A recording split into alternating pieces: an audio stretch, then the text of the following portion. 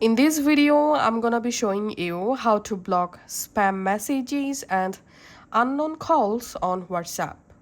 If someone keeps sending spam messages or calls, you can directly block the specific spam contacts. To do that, go to your WhatsApp, select chats and open the chat.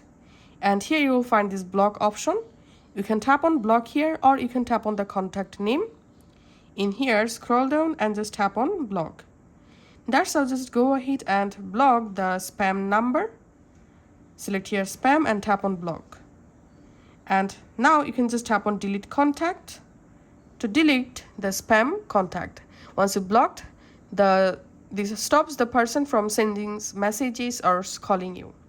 And now let's see how to silence unknown calls. From your WhatsApp, tap on this three dot and go to settings. In settings, go to privacy. Scroll down and here tap on calls and turn on silence unknown callers. Calls from unknown numbers will be silenced automatically.